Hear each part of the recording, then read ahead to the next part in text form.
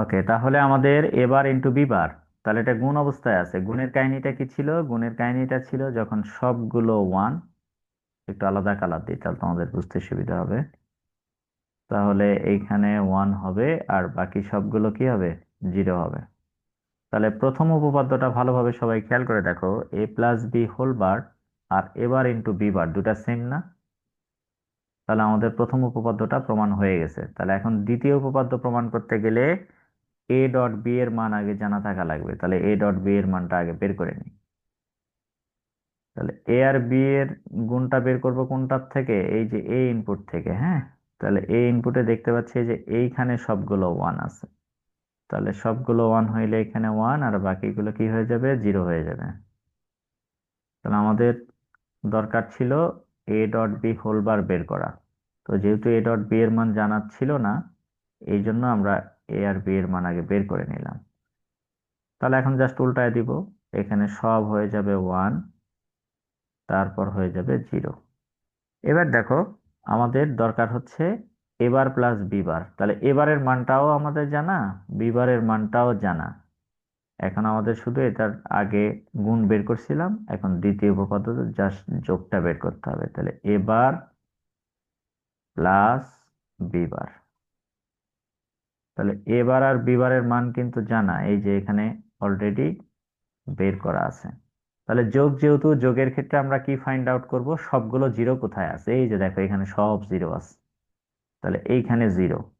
আর বাকিগুলো দেখো একটা হলো ওয়ান আছে, তাহলে এই যে ওয়ান বসায় দিলাম। তাহলে দেখো তো এই দুটা মিলে গেল কিনা? খুবই সহজ। তাহলে ডিমর্গানের ল আমরা বুঝে গেলাম যে কিভাবে লিখতে হয়। ঠিক আছে, তাহলে তোমরা তিন চলকের জন্য একটু নিজেরা করে নিও। তাহলে যারা আগে মিস করেছো তাদের জন্য এখন বাকি থাকলো কি আগের পড়া, যা সরলীকরণ। আমরা সরলীকরণগুলো প্র্যাকটিস করাবো। এই যে আহ, ভোটের মধ্যে যে ছুটিগুলো থাকবে এর ভিতরে আমরা অনলাইন ক্লাসে এরকম এক্সট্রা ক্লাসটা চলমান রাখলেই তোমাদের গ্যাপটা কাভার হয়ে যাবে। এখন আমি তোমাদের যেগুলো লাস্ট ক্লাসে সরাসরি পড়িয়েছি, লজিক গেট, ওটা জাস্ট একটু রিপিট করে দিই তাহলেই বুঝতে পারবা। আচ্ছা, তাহলে গতদিন আমরা বুলিয়ান অ্যালজেব্রা কি পড়াইছিলাম? বিভিন্ন উপপাদ্য পড়াইছিলাম, অথবা বুলিয়ান স্বতঃসিদ্ধ পড়াইছিলাম। বাস্তবে এই উপপাদ্যগুলো কোথায় প্রয়োগ হয় বা বুলিয়ান স্বতঃসিদ্ধ কোথায় প্রয়োগ হয় আমরা কিন্তু সেটা জানি না, পড়ানো হয়নি। তাহলে বুলিয়ান উপপাদ্যগুলো বাস্তবে যেখানে প্রয়োগ হয়, যে সার্কিটগুলোর উপরে, তাদেরকে লজিক গেট বলা হয়। দেখো এই যে সেকেন্ড ডেফিনেশনটা পড়ো, তাহলে সবার জন্য একটু বুঝতে সুবিধা হবে। যে বুলিয়ান অ্যালজেব্রার ব্যবহারিক প্রয়োগ, ব্যবহারিক মানে প্র্যাকটিক্যালি যে সার্কিটগুলোর উপরে প্রয়োগ হবে তাদেরকে লজিক গেট বলা হয়।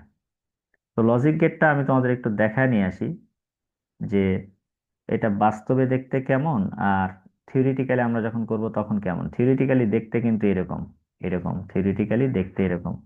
এগুলো তোমাদের মনে রাখতে হবে, চিত্র সহ ফাংশনগুলো আমি বুঝাই দিচ্ছি। তাহলে আমরা যখন এখন ক্লাসে পড়াবো তখন এই স্যাম্বলগুলো দেখতে এরকম, কিন্তু প্র্যাকটিক্যালি দেখতে এরা কেমন, মানে আমরা যখন এগুলো ল্যাব করতাম ডিজিটাল ইলেকট্রনিক্সে তখন এগুলো দেখতে কেমন।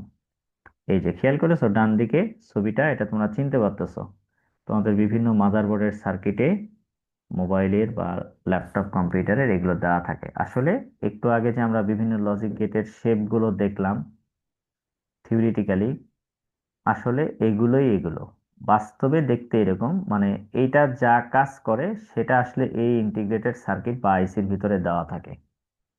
বাস্তবে এরা দেখতে এরকম, বাট আমরা তো আর ক্লাসে এইভাবে সরাসরি আঁকাবো না, আমরা এই শেপগুলো দিয়ে এর গাণিতিক অপারেশনগুলো বোঝাবো। তাহলে আমরা যেটা বললাম যে লজিক গেট বলতে বিষয়টা কি বোঝায়, আপাতত সেকেন্ড ডেফিনেশনটা বোঝো, প্রথম ডেফিনেশনটা পরে বোঝাবো। যে আমরা বুলিয়ান অ্যালজেব্রা এই যে গত ক্লাস থেকে পড়ে আসতেছি আজকের ক্লাস পর্যন্ত সবই কিন্তু থিওরিটিক্যাল পড়াইছি, থিওরি পড়াইছি। বাস্তবে এগুলো কোথায় ব্যবহার হয় আমরা কিন্তু এখনো পড়াই নাই। তাহলে বাস্তবে যে সকল সার্কিটে এগুলো প্রয়োগ করা হয় প্র্যাকটিক্যালি তাদেরকে বলা হয় লজিক গেট। তো লজিক গেট প্রধানত হলো দুই ধরনের, একটা হচ্ছে মৌলিক লজিক গেট আর একটা হচ্ছে যৌগিক লজিক গেট। তো চলো আমরা সরাসরি সংজ্ঞাটা না পড়ে আগে ডিরেক্টলি দেখে আসি চিত্রগুলো। এই যে এটার নাম হচ্ছে অ্যান্ড গেট, দেখতে ডি এর মতো।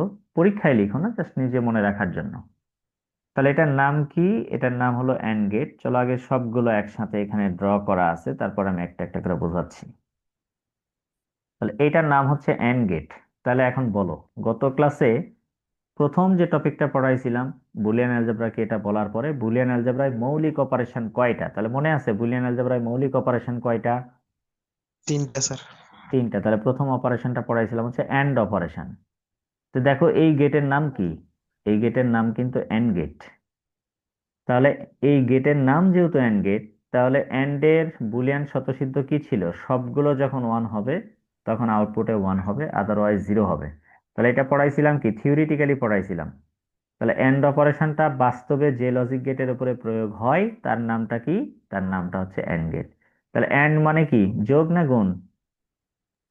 গুণ এন্ড মানে স্যার। কোন গুণ স্যার? না? তাহলে এই জন্য ইনপুটে আমরা যা দিয়েছি, দেখো আউটপুটে এই দুটার গুণ লিখেছি আমরা। আশা করা যায় এটা বুঝেছো। তাহলে এন্ড অপারেশন যে লজিক গেটের উপরে প্রয়োগ হয় বা বুলিয়ান অ্যালজেব্রার যৌক্তিক গুণের কাজ করে যে লজিক গেট, তার নাম হচ্ছে এন্ড গেট। আচ্ছা, এটার নাম হচ্ছে অর গেট। দেখো পরেরটা। তাহলে অর মানে কি শিখাইছিলাম? বুলিয়ান যোগ। তাহলে ইনপুটে যা দিব আউটপুটে কি হবে? ওই দুটার যোগ হবে। এই জন্য এখানে দেখো ইকুয়েশনটা কি লেখা আছে, ইনপুট এ বি দিয়ে এখানে আউটপুট লেখা আছে এ প্লাস বি। তাহলে তিনটা বেসিক অপারেশন পড়াইছিলাম বুলিয়ান অ্যালজেব্রায়, একটা এন্ড, একটা অর, আরেকটা কি, আরেকটা হচ্ছে নট অপারেশন, এই যে এটা। তাহলে নটের কাজটা কি ছিল মনে আছে? কমপ্লিমেন্ট বা বার। জিরো দিলে ওয়ান দেয় আর ওয়ান দিলে জিরো দেয়। তো এই লজিক গেটের কাজটা হলো বিপরীতকরণ আউটপুট প্রোভাইড করা। দেখো এখানে এ দিয়েছি, আউটপুটটা কি দিয়েছে? এ বার। এর ভ্যালু তাহলে জিরো বসাও, তাহলে কি হবে? ওয়ান। ওয়ান বসাইলে জিরো আসবে। সেম ভাবে এই লজিক গেটে এর ভ্যালু আর বি এর ভ্যালু যদি ওয়ান দেওয়া হয়, তাহলে দেখা যাবে যে এখানে ওয়ান ডট ওয়ান হয়ে আমাদেরকে আউটপুট প্রোভাইড করবে হচ্ছে ওয়ান। তাহলে আগে আমরা যা থিওরি প্রয়োগ করেছি সেটা প্র্যাকটিক্যালি এই লজিক গেটগুলোতে অ্যাপ্লাই হবে। তাহলে বুলিয়ান অ্যালজেব্রার মৌলিক অপারেশন কয়টা আবার সবাই বলো তো? মৌলিক অপারেশন কয়টা? তিনটা স্যার। তাহলে এই তিনটা কাজের জন্যই তো এই তিনটা লজিক গেট ব্যবহার করা হয়। দেখো, যেহেতু বুলিয়ান অ্যালজেব্রার মৌলিক অপারেশন তিনটা, এই তিনটা কাজের জন্য এই তিনটা লজিক গেট ব্যবহার করা হয়, এই জন্য এদের নাম হচ্ছে মৌলিক গেট। সংজ্ঞাও তোমরা এভাবে লিখলেই হবে, যে লজিক গেটগুলো বুলিয়ান অ্যালজেব্রার মৌলিক অপারেশন সম্পাদন করে তাদেরকে মৌলিক লজিক গেট বলে। অথবা এভাবে বলতে পারো, যে লজিক গেটগুলো বুলিয়ান অ্যালজেব্রার যৌক্তিক গুণ, যৌক্তিক যোগ ও যৌক্তিক পূরকের কাজ করে তাদেরকে মৌলিক লজিক গেট বলে। তাহলে এই গেটগুলো কিন্তু স্বাধীন। বুলিয়ান অ্যালজেব্রার বেসিক অপারেশন এই তিনটা গেট দিয়ে করা যায়, তার মানে এরা অন্য কারো উপর নির্ভরশীল না।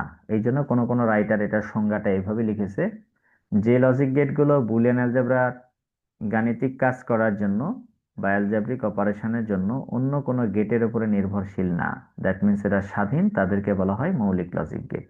আচ্ছা, এবার আসো পরেরটাতে। দেখো এটার নাম কি বলা আছে? ন্যান্ড বলা আছে। ন্যান্ড গেট মানে হচ্ছে এখানে দুইটা গেটের স্যার, সমন্বয় আছে। N for sir not. Not, হ্যাঁ বলো। স্যার নট গেটে একটি মাত্র ইনপুট আর একটি মাত্র আউটপুট পাওয়া যায় না?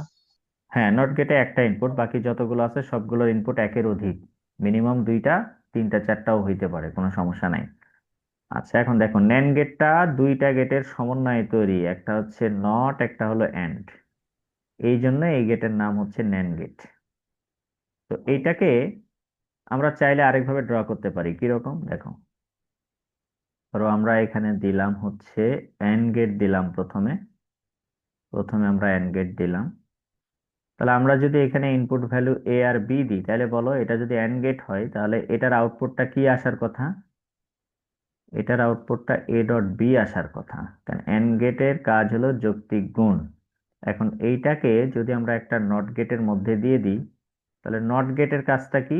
এর ইনপুটে যা আসবে তার বিপরীতকরণ করা। এই যে দেখো, নট গেটে ইনপুট এ দিয়েছি, তাহলে এর মাথার উপরে বার আসছে।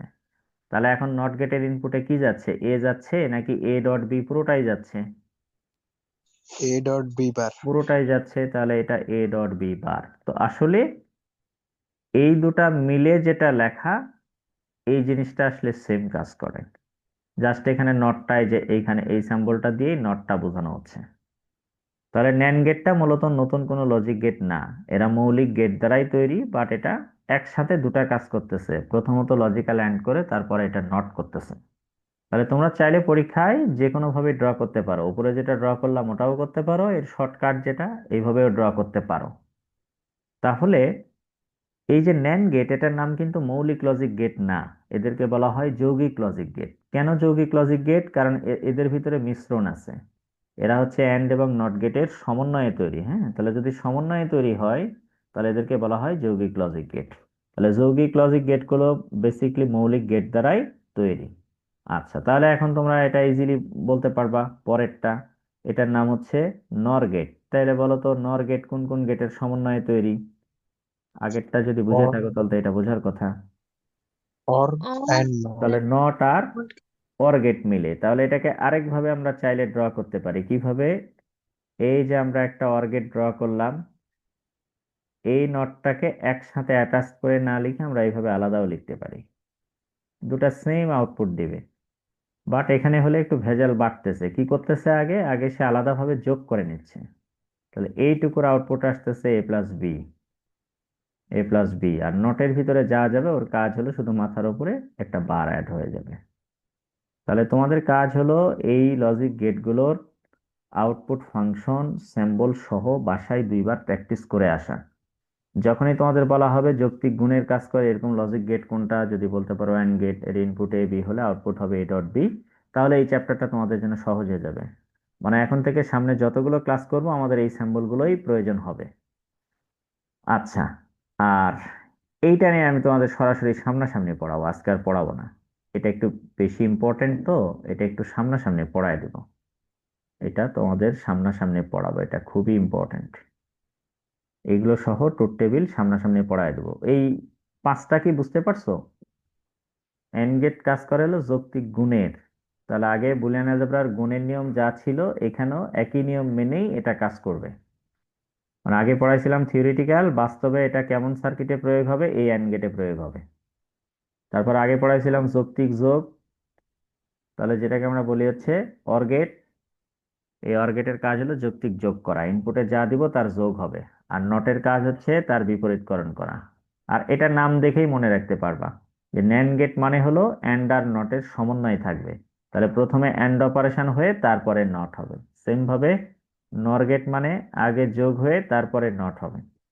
তাহলে এই যে ইকুয়েশন, এই যে সিম্বল, এগুলো বাসায় একবার লিখে প্র্যাকটিস করে আগামী ক্লাস থেকে আসবা, তাহলে দেখবা যে এগুলো বোঝানোটা খুব সহজ। আমরা এই দুটা খুব জোর দিয়ে পড়াবো, কারণ এগুলো পরীক্ষায় বেশি আসে। এগুলো জোর দিয়ে পড়াবো। ঠিক আছে, আজকে এই পর্যন্তই থাক। আল্লাহ হাফেজ। अस्सलाम वालेकुम। ওয়ালাইকুম আসসালাম।